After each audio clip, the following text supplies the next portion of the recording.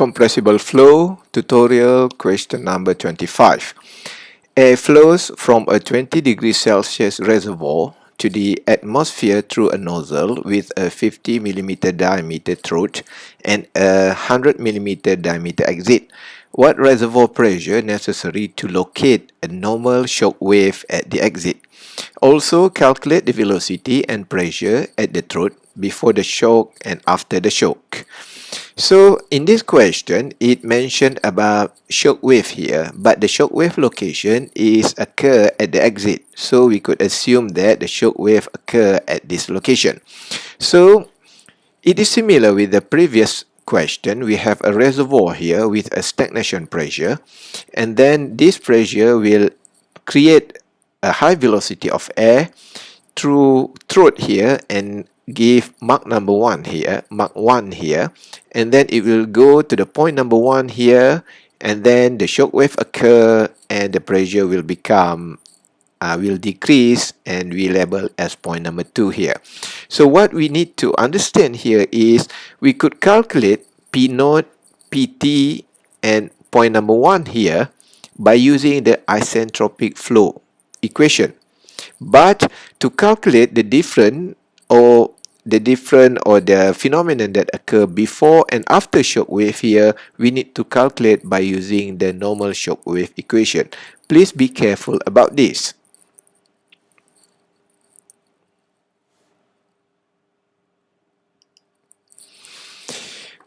Now, first we calculate the ratio between the area 1 and A star. So area 1 is just at the exit nozzle, and A star is the cross-section area at the throat. So we know the diameter here, so we could calculate the cross-section area and we get the A1 over A star ratio is equal to 4. So from isentropic flow table, we will have two values. Please take a larger value because shock wave only occurs at supersonic condition, which is Mach number is greater than 1.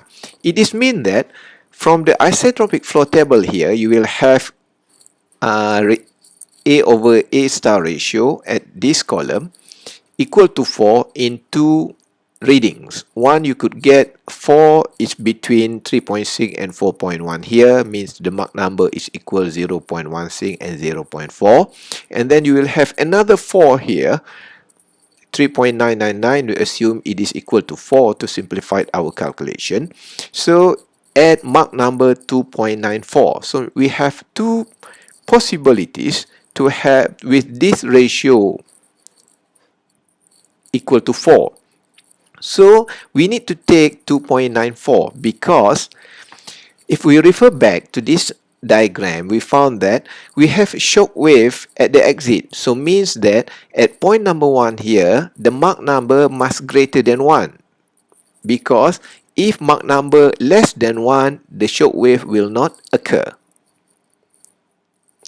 So we take 2.94 as our Mach number at point number 1.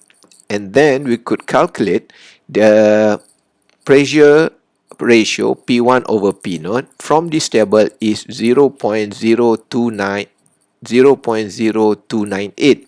You must refer that it is 0.2980 by the power of minus 1. By the power of minus 1 here means it's times 10 by the power of minus 1. You need to understand how to read this table. And some table will show you full terms 0.02980 and some table will give a symbol like this. So from this table also we could say that P1 over P naught is equal to 0.0298. However, the P1 here is still unknown.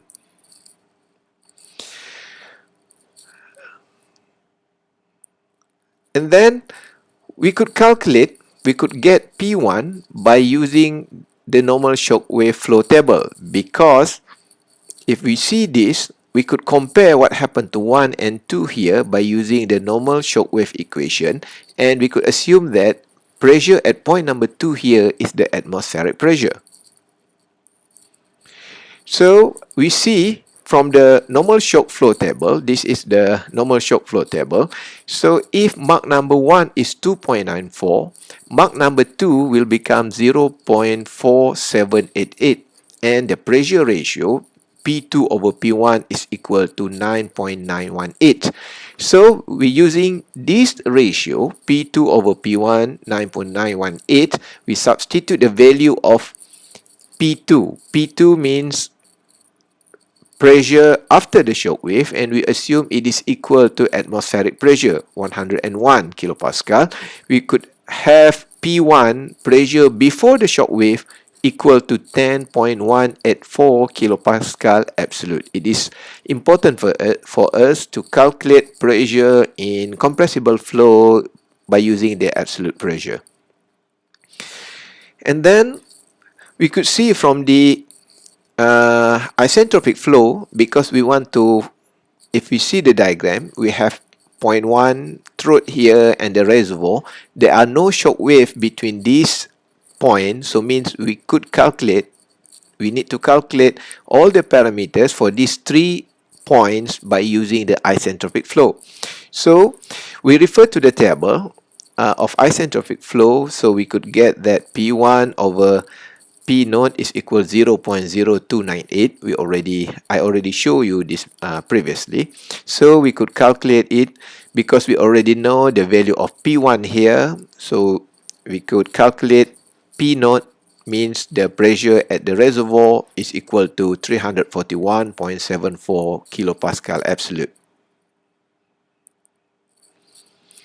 And then we could calculate the pressure at the throat by using the isentropic equation for pressure ratio P0 over Pt, and we know that the Mach number at throat here is equal Mach number at throat is equal to 0. Is equal to 1 because the Mach number in at the critical throat, and then Mach number at reservoir is assumed as stagnation condition, so the Mach number is equal to 0.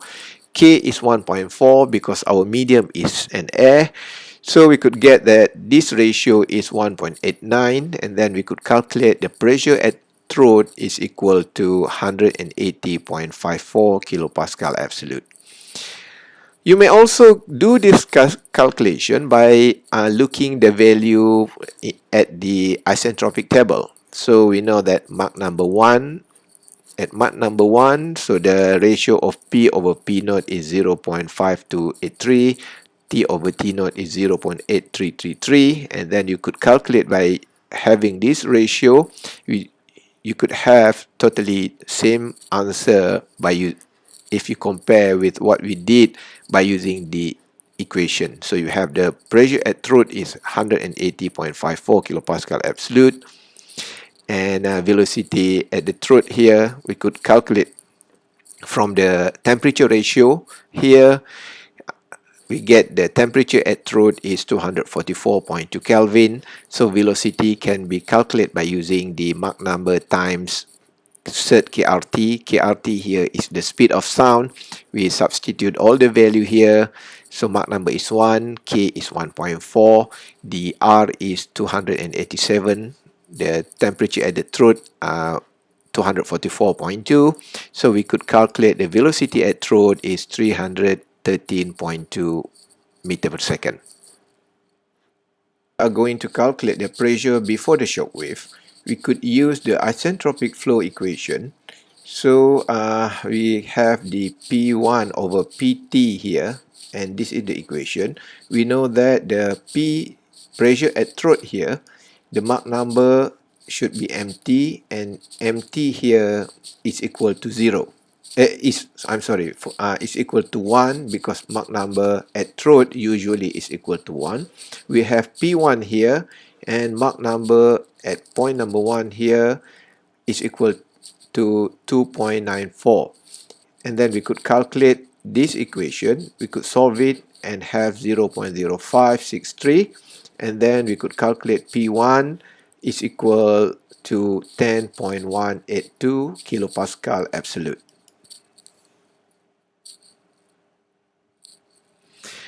Then we could calculate the velocity before the shock wave. First, we need to calculate what is the temperature before the shock wave at point number 1. We have the isentropic flow equation for temperature ratio T1 over T throat here. We substitute again, Mach number at throat is equal to 1 and Mach number at 1 is equal to 2.94 as we calculated previously. And then we could get the ratio here is 0.4397. Then we could calculate the value of T1 is equal to 107.4 Kelvin. To calculate the velocity, we use this equation. Velocity is equal to Mach number times speed of sound, which is equal to kRt cert here. And then we substitute all the values. We could get velocity at point number 1 is 610.6 meter per second. And now we need to calculate the pressure after the shock wave, because we know it is N by the atmospheric pressure. So we could assume that pressure at point number 2 after the shock wave is equal to 101 kilopascal ABS. Absolute. So means that all our calculation here for pressure, we are using the absolute pressure.